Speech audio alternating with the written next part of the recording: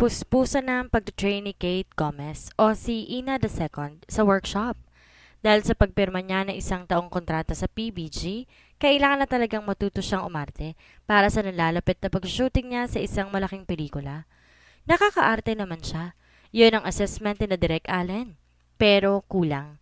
Excited ako noon ha, pero ngayon humahanap ako ng pruweba na pwedeng pwede talaga siya. Wala kasi si Kate na kayang walang malay nakakapagwentuhan sina Allen, Mark at Mikay tungkol sa espesyal nilang estudyante. Paano kung ang pruweba ay mahina ang teacher? Tayo? Mahina? Never! Ang dami na nating testigo na nagtuturo tayo ng tama at laging updated ang mga acting lessons natin. Irap ni Allen.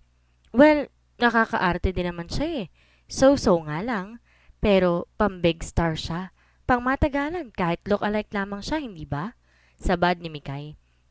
That's the plan. Specifically ni Edward Villanueva. Alam mo na naman yun eh. In love sa look-alike ng dating nobya ng kanyang ama. Wow! How romantic! Gaya ng mga plot na uso noon. Napahagikik si Mikay. Baka tayo pang masisi kapag isinalang na sa pelikula si Kate at kulang. Bumuntong hininga si Mark. At sus, edi resign ka agad ng beauties natin. Kahit ba naman hindi natin kasalanan? Ano, pipigain mo sa papel na tuyo, aber? Hindi naman talaga tuyo, may tilamsik naman talagang konti. Tumingin na sa pambisig na orasan si Allen. Teka, 1 hour late ang bruha. Special session ito. Siya lang ang estudyante, relate pa? Estrel na kaagad kung kumilos? Ha? Napapailing si Mikay. Mahirap talaga kapag may boss na kinakapitan eh. Hindi natatakot sa atin? Tumunog ang cellphone ni Allen. Si Kate ang nasa kabilang linya.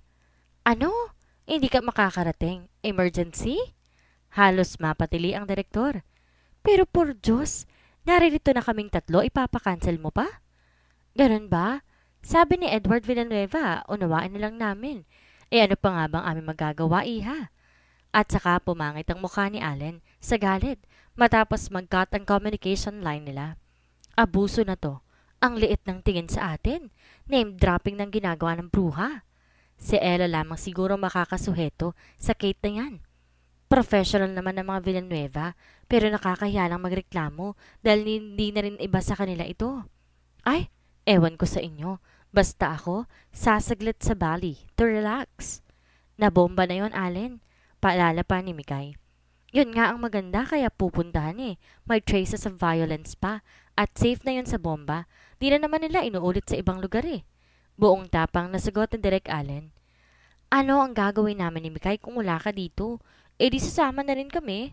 Tumili si Mikay. Oh, wala nang bawian na. Bibili na ako ng mga gamit ko. Saan? Dudang tanong ni Mark.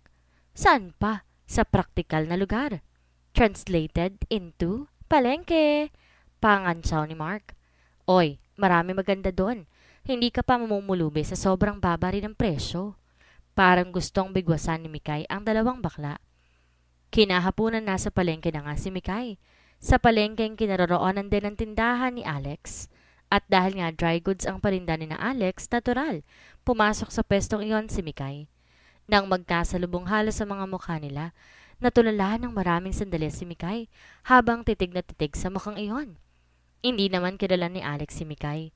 Akala niya isa lamang viewer na pamilyar sa look-alike contest at tataranta na makita siyang kahawig ng personalidad na binibigyan ng pa-contest. Alam mo bang replika na replika ka ni Ina?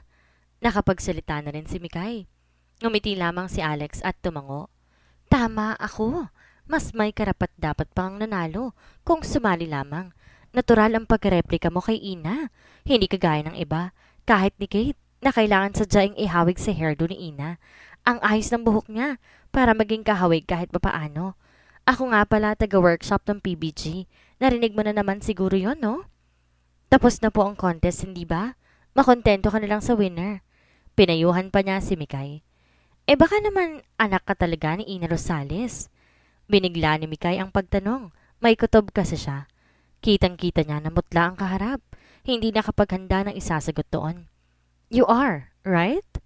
Hindi ka makakapagsinungaling. Sumikdo talaga ang dibdib ni Mikay. This is a rare find. Nabuwag na ang defense mechanism ni Alex. Napilitang maghinga ng katotohanan, pati na ang tungkol sa banta sa buhay ng ina. Utang na loob. Huwag mo na itong sabihin sa mga kasamahan mo. Gulo lang eh. Manganganib lang lalo ang aking ina. Mas manganganib kung hindi kayo hihingi ng proteksyon sa pulisya. Mahirap na ang umasa sa kanila. Sino ba ang kinatatakutan mo? Sinong pumipigil sa iyo na sumali sa contest? Takang-taka si Mikay. Yumuko si Alex. Wala naman. Kamusta na ang iyong ina? Agresibong nagtanong si Mikay. She's okay.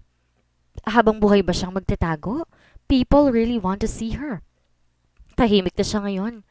Pinakatitigan na naman ni Mikay si Alex. You deserve to win. Hindi ka nga lang sumali. My God, iba pala talaga ang kapag-anak. Hindi lang nakakahawig kundi talagang para kayong iisa. #pinagbiyak na bunga. Ano pa ang bibilhin mo? Slippers sa bra, 36 ang cup. Mamili ka na lang kulay, tsaka style ng slippers. Can you act? Biglang tanong ni Mikay. Is that important?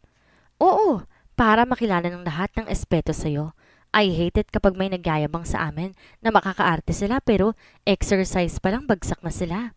Nagkibit balikat si Alex. Please, act. Just show it to me. Kahit anong line lang na maiisip mo. Umiling si Alex. Wag na. Hindi nga ako mag-aartista. Why not? Limpak-limpak ang kikitain mo. Okay na ako dito. Pumormal na ang mukha ni Alex. Ayaw niya na kinukulit siya. Kurang na lamang sabihin niya kay Mikay na back off. Dumami niya yata ang dahilan para hindi siya mag-artista. Si Edward Villanueva. Ito na nga yata ang pinakamalaking dahilan. Kung nakain itong magmahal ng isang look-alike lamang na malayo naman talaga, ano lang kung sila ang magkita. Vulnerable din naman siya. Hindi na dapat na maulit pa ang nangyari sa kanyang ina. Kaya, naisumpa niyang kahit nga tumungtong sa PBG ay hindi niya nagagawin. Never. Bale, hindi pala nakakaganda itong may malapit sa mga Villanueva na nakakaalam ngayon na may higit pa na look-alike kay ina. Anak pa naman ni Ina Rosales talaga. Bigla tuloy nagsuplada si Alex kay Mikay. Tapos ka na yatang mamili. Sige na, marami pa akong aasikasuhin dito sa tindahan ko eh. Wala namang mangyayari sa akin kung patuloy mo lang akong tititigan. Napahiya si Mikay. Ay, sorry naman. Nakakasiwa na ba ako? Mahirap mamili sa palengke. Napakamadaming tao. Baka madukutan ka pa. Actually, marami ring mga paninda sa malls na mura. Malamig pa dun. Mas maalwan. Idineen na talaga halos ni Alex na ayaw na niyang muli pa silang magkita ni Mikay. Talagang sa palengke ako mahilig bumili. Alam mo naman, mahirap lang kami. Mabudget ako sa pera. Kung nakakapunta man ako sa ibang bansa, libre lang ito ng mga nakakataas sa akin. Tumango na lamang si Alex. Hindi na talaga dapat pang humaba ang usapan nila. Sige na nga, aalis na ako. Paalam. Paalam din. Binagayan ni Alex ang pananalog ni Mikay. Nagdasal siyang wala na sanang iba pang taga-PBG na maliligaw sa palengke at mapapansin na naman siya. Liliit naman ang husto ang mundo niya kung aalis siya sa palengkeng ito o kung aalis siya ng Metro Manila. Hiyang na siya sa syudad at nararamdaman niya dito siya aasenso sa negosyo. Natural, nakarating kaagad kina Allen at Mark ang tungkol kay Alex. Hindi siya nakatanggi. She is really the daughter. Hoy Mikay, tiyakin mong totoo mga pinagsasasabi mo. Kung hindi, kakalbuhin kita. Gusto ko siyang makita, aber? Nagdemand kaagad si Allen. Pero paano? Aloof siya. Ayaw. Itinaboy nga ako kanina eh. Mailap siya. Paliwanag ni Mikay. Naiintriga rin ako. Gusto ko rin siyang makita in flesh and blood. Sabad ni Mark. Alright. Handa ba kayo makipag hide and seek? O kaya, pusa dagang laro-laro? Hamon ni Mikay. May trick ka bang naisip, beauty? Patoyang tanong pa ni Mikay. May trick kang naisip. Lumang trick na ito, pero effective. Allen, the first step is, bumili tayo ng mga sombrero at salamin. Nagbilihan naman ng 3, sa boutiques pa. Ang sombrero ni Allen pang ski. Ang kay Mark patulis na parang sa witch. Kay Mikay naman cap. Lahat sila may matrix eyeglasses in black color. Naka-ready for palengke talaga sila, dala mga rubber shoes nila at mga suot na pang itaas at maong, puro mga gamit na. Nagtaksi sila at malayo pa sa palengke ay naglakad na. Reklamo ang dalawang bakla. Ang mga kutis daw nila. Parang walang naririnig si Mikay. Inapura pa sila sa paglalakad. Noong tanaw na nila ang tindahan ni Alex, nagkubli na sila ng bahagya. One line ang mga ulo nila, mula sa itaas hanggang pababa. Nanlalaki ang mga mata sa paghihintay na lumabas si Alex sa tindahan nito. Masama na ang tingin sa kanila ng may-ari ng tindahan na naiistorbo nila. Ano ba? Nakangarin na mga ngipin ko, kakaabang eh. Puntahan na natin at kumprontahin. Mataray na si Allen. Oo nga. Ano kung maimbiyar na? Gusto lang naman natin siyang makita. Hindi naman krimen yun. Sumigunda na naman si Allen. Konting tiis na lang. Lalabas din yun. Sinaway ni Mikay ang dalawa. Hustong lumabas na si Alex para ayusin ang mga paninda sa mesa. There she is. Nadismaya pa rin sina Allen at Mark. Malayo naman kasi. Wala pa ring impact. Kailangan malapit talaga. Punta tayo, Mark. Kunwari bibili tayo ng tsinelas. Right. Yan ang dapat natin ginawa kanina pa. Ang gagi natin. Emote ang dalawa bilang buyers. Sinalubong pa nga sila ni Alex nang nakangiti. Hindi naman kasi niya kilala ang mga direktor na ito. Magkanong tsinelas, Ale? Patay mali siyang tanong ni Allen. Pero kitang-kita niya na ang natural na pagkakahawig ni Alex kay Ina. Maniniwala na nga siya, anak nga ito. 65 lang, sir. Sige, ibalot mo ng medyas, kukunin ko na. Wala sa loob na nasabi ng bakla. Nagtaka si Alex. Medyas? Tsinelas pong pinag-uusapan natin. Sabi mo kanina tsinelas, hindi medyas. Oo nga, tsinelas nga. Tsinelas, ang tanga-tanga ko. Binalingan naman ni Alex si Mark. Kayo sir, anong bibilhin ninyo? Dahil natulala sa itsura ni Alex, nagkanda mali-mali si Mark. Salon pas at mani. Oh, wala ho kaming tinda ng mga yan dito. Dry goods ho ito. Wala hong pagkain, wala rin hong gamot. Para yatang gusto nang magduda ni Alex sa dalawang ito. Para namang hindi seryoso sa pagbili. Kumakatitig pa ang mga ito sa kanya, para ba siyang isang alien? So, ano na nga ang sa inyo, sir? Wala na talagang kangiti-ngiti si Alex. Panyo na nga lang, kahit anong size. Marina naman ang sagot ni Mark. Gusto na talagang maninghal ni Alex. Sir, iisa lang ho ang size ng mga panyo namin. Wala hong large, walang medium, at wala rin hong small. Ngayon lang ho ba kayo naligaw sa palengke? Hinila na nga lang ni Allen si Mark nang makalayo-layo, saka rumatsyada ang bibig nito. We have seen enough. Bago tayo ma-interrogate ng gusto, babo na, okay? Sigurado ko, anak nga siya ni Ina Rosales. Agad na nag-report kay Ella ang tatlo, sina Allen, Mark at Mikay. Amazed na amazed ang bunso ng mga Ortega. Are you sure? Kung gusto mo siyang makita, pumunta ka rin sa palengke. Hamon ni Allen. Ha? Mahirap naman kasi kung basta i-describe lamang namin sa'yo. Noon ngang sinabi ni Mikay sa amin, we did not believe her either. Pero na makita nila ang babaeng to, Miss Ella, pare-pareho na kami ng opinyon na anak nga siya ni Ina. Bukod pa sa halos inamin na nga niya sa akin nung ako pa lamang nakausap niya. Paliwanag ni Mikay. Tarantang nag-isip si Ella. Hindi maliit na bagay ito. Ang pagkakaroon ng contest na look-alike Ina ay ginastahan ng husto ng network. At nang nahirang na si Kate Gomez, mas malaki na namang pondo para sa pagpapasikat sa kanya. Ngayon, kung may tunay na anak pala si Ina Rosales na hindi lamang basta kamukha, kundi parang iisa na rin sila ng kanyang ina noong kabataan pa nito, hindi maaaring magbubulag-bulagan sila. There is a problem, or whatever you can call it. Ang first step, dapat niya talagang makita in person ang babae na itinuturo nito na siniguro ng tatlo na anak talaga ni Ina. Iisa lang ang tanong, pupunta ba siya sa palengke? Nakapunta na nga ba siya sa palengke? Hindi matandaan ng mayamang bunso ng mga Villanueva. Ang napuntahan lang yata niya ay supermarket. Kung nakabili man siya noon ng isda or meat, doon lang siya sa wet section ng supermarket nakarating. Pero never sa palengke. Nakatingin sa kanya ang tatlo, na handang umismid kapag natakot siya sa hamon nitong pumunta rin siya ng palengke. Nagdesisyon na kaagad si Ella. Sure, pupunta akong palengke if that is the only way para makita kong babaeng ito. Nagkangisihan ng tatlo. Nag-high five pa. Nakakotse naman si Ella nang pumunta sa palengke kung saan naroon ang pwesto ni Alex. Kasama pa niya ang tatlo. At ang usapan para disimulado, syempre, ituturo lamang ng tatlo kay Ella ang pwesto. At silang tatlo kukubli lamang sa isang lugar habang kinakausap ni Ella bilang bayan ng mga parinda ng anak ni Ina Rosales. Sinadya pa ni Ella na ang kanyang suot ay rugged lamang. The moment na bumungad siya sa pwesto ni Alex at ito ang sumulubong sa kanya, buo na kaagad ang paniniwala ni Ella na ito nga ay anak ng hindi na nagpapakitang atres na si Ina Rosales. Kahit walang pagsusumikap na gagawin ay talagang Ina Rosales na Ina Rosales ang pisikal na mga katangian ng babaeng ito. Ano pong gusto ninyong bilhin, ma'am? Magalang na nagtanong si Alex. Gandang-ganda siya sa customer niyang ito. Pamilyar pa. May kahawig lang kaya? Kahit naka-rugged, bakit mahalata mong may class? At bakit ganito ito kung makatitig sa kanya?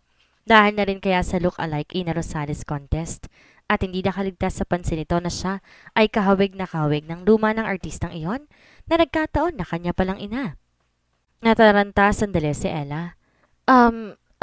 Gusto ko sanang bumili ng tissue paper. Oo nga, tissue paper. Kumunot ang noo ni Alex. Eto na naman ang isa pang sintonadong customer. Tissue paper daw. Kitang-kita naman ang kanyang mga parinda at sinelas, duster, medyas, sando, bra, panty, short. Bakit ba nakakailang customer na siya? Nakakaiba ang takbo ng utak. Ganoon na rin ang kilos. Kinakabahan na tuloy siya. Kinukutuban. Pero hindi naman niya kayang hulaan kung ano talaga ang ibig sabihin nito. Ngumiti pa rin siya sa maganda at class, pero may kaweirdohan na buyer. Wala pong tissue paper dito, miss. Wala pala. So, bibili lang ako ng panty. Oo nga, wala pala akong panties. Oh? Talagang napatanga si Alex. No, hindi ganun ang ibig kong sabihin. What I mean is, mga luma na mga panties ko kaya kailangan bumili na ako ng bago. Hindi naman kapani-paniwala kay Alex ang sinasabi nito. Wala kasi sa itsura ng babaeng ito na malulumaan ng panties bago bibili. Pero nakisakay na lamang din siya.